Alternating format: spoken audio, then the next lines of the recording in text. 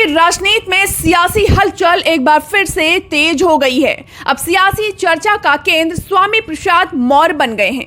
कभी मायावती पर निजी हमले कर गंभीर आरोप लगाकर बहुजन समाज पार्टी छोड़ने वाले स्वामी के तेवर इन दिनों बदले बदले से लग रहे हैं। दरअसल स्वामी प्रसाद मौर्य ने बाराबंकी जनपद में बीजेपी के साथ ही समाजवादी पार्टी पर भी हमला बोला, लेकिन बसपा की ओर उंगली उठाने से परहेज किया। उन्होंने बसपा प्रमुख मायावती की तारीफ करते हुए उन्हें अब तक का सबसे बेहतर मुख्यमंत्री भी बता दिया। हालांकि उन्होंने आगे ये भी जोड़ा कि बहन जी अब वो नहीं रही जो पहले थी।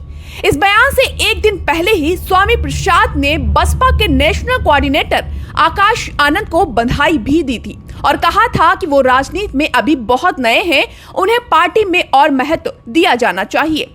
स्वामी प्रसाद मौर्य के 2 दिन में आए इन 2 बयानों के बाद सवाल उठ रहे हैं कि वो अचानक मायावती के फैन क्यों हो गए हैं।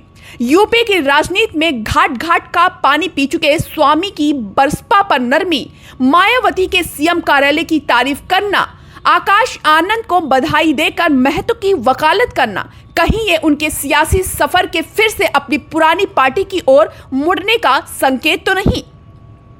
आपको बता दें, स्वामी प्रसाद मौर्य ने अपने सियासी सफर का आगाज बसपा के साथ ही किया था। 1996 में बसपा के टिकट पर डलमऊ सीट से पहली बार विधायक निर्वाचित हुए स्वामी की गिनती मायावती के सबसे करीबी, सबसे ताकतवर नेताओं में होती थी।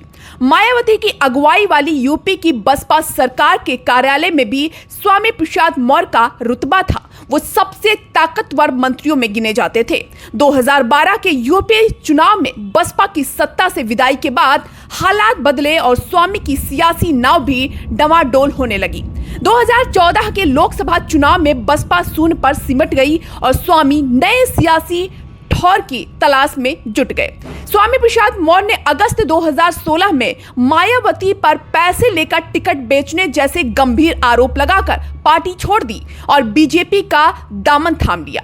2017 के यूपी चुनाव में बीजेपी की जीत के बाद योगी आदित्यनाथ की अगुवाई वाली सरकार में स्वामी मंत्री भी बने, लेकिन 2022 के चुनाव से पहले पार्टी से उनका मोहभंग हो गया और मंत्री पद से इस्तीफा देकर वो सपा की साइकिल पर सवार हो गए।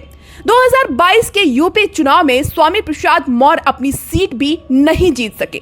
बसपा छोड़ने के बाद स्वामी ने पहले बीजेपी का दामन थामा, मंत्री बने और फिर सपा में गए, लेकिन वैसा रुतबा नहीं रहा जैसा बसपा में हुआ करता था। स्वामी के हालिया बयानों को अतीत का रुतबा हासिल करने की उम्मीद के साथ बसपा में वापसी के लिए सॉफ्ट सिग्नल भेजने की कवायद के रूप में देखा जा रहा है।